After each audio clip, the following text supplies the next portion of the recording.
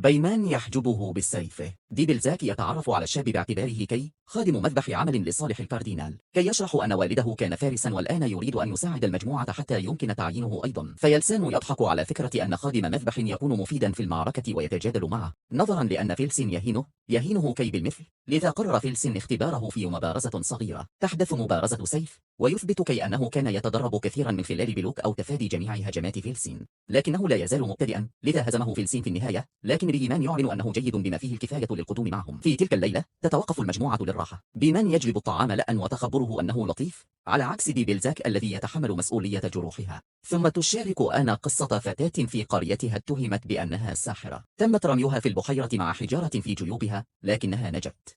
ينظر إلى هذا على أنه دليل على كونها ساحرة، لذا أحرقوها على الخشب. بيمان يعد بأنها لن تحدث لأحد. عندما يعود بيمان إلى المعسكر يحذر ديبلزاك منه أن الفتاة قد تكون خداعه وتقوم بتوجيه أناس ضد بعضهم. يريد شخصا لحراسة العربة، فتطوع يوهان. بعد عدة ساعات يأتي ديبلزاك ليعفيه ويتحدث يوهان عن ابنته المتوفاة، وهو يقول أن آنا تذكره بها. يعتقد يوهان أيضا أن الدير لن يمنح آنا محاكمة عادلة لأنه لن يكون المواطنين سعداء إذا تم اكتشاف براءتها. عندما يحاول يوهان التوقف عن المهمة تتوسل آنا إليه ألا يتركها وحيدة مع ديبلزاك. يقترب يوهان للإجابة وأخذه آنا من ملابسه لسحبه ضد القفص. ديبلزاك يأتي بسرعة لمساعدته، لذا تأخذ آنا مفتاحه وصلبه الذي يستخدمه لطعن يده. يستيقظ الآخرون على صرخات شيطان ويمرون إلى القفص، لكن آنا قد رحلت بالفعل. تتبع المجموعة بعد ذلك ظلا في الغابة إلى أقرب قرية. ينقسمون لمتابعة البحث ويلاحظون أنه لا يوجد شخص واحد حول. في النهاية يرى بيمان رجلين يخرجان من مبنى يحملان جثثا مريضة، كي يجدوا آنا في الساحة وينبه الآخرين، لذا يتحركون بسرعة لإحاطتها والقبض عليها. ومع ذلك يكشف النظر عن قرب أن هذه ليست آنا، إنها فتاة مصابة عشوائية. ثم يرون آنا تهرب من المدينة ويتبعونها إلى الغابة، حيث يفرقون مرة أخرى يوهان وكي ينتهيان بالعثور على قبر جماعي مليء بالجثث، مما يؤكد أن معظم القرويين قتلوا بالوباء. فيلسون وبيمان يجدان كلبا يتغذى على الجثث، لذا ينفريتنوف به مشاعره.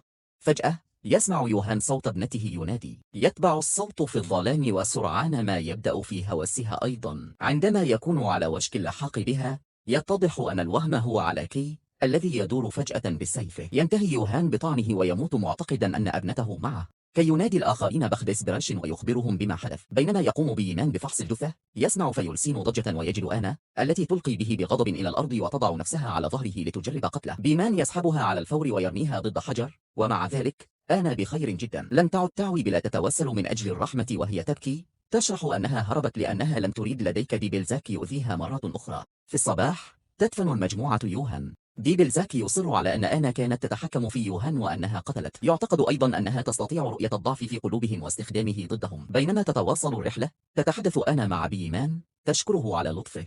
تدعي أن ديبلزاك يكذب وأنها لم يكن لديها شيء ضد يوهان. عندما تلاحظ مزاج بيمان السيء تعرض يدها لتقديم الراحة له، لكنه يرفض الاقتراب.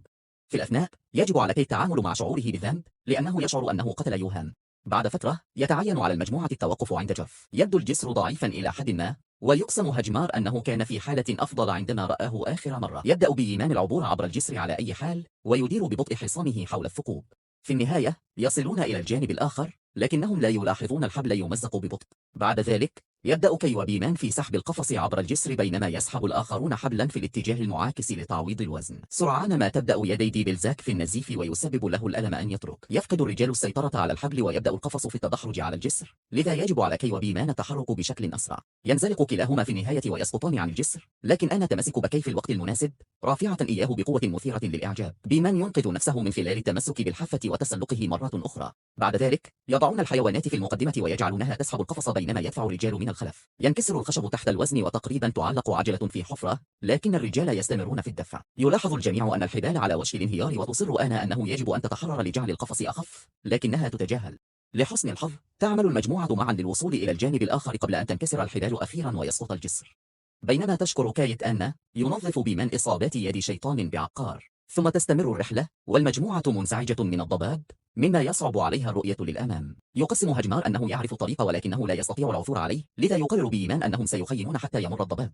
لاحقا عندما يتحقق بيمان من آنا يسألها عن القوة التي استخدمتها لإنقاذ كي. تسأل آنا إذا كان يعتقد أنها ساحرة، مما يدفع مصباحه للاشتعال والطفو. تسأله أيضا إذا كان يخاف منها، لذا يجيب بتغطية القفص. في تلك الليلة يحلم بإيمان مرة أخرى بالناس الأبرياء الذين قتلهم. هذه المرة تتحول المرأة إلى آنا التي تمتص الدم من أصابعها. في تلك اللحظة يستيقظ بإيمان ويرى هجمار أمام القفص مع قوس الرماية في يده.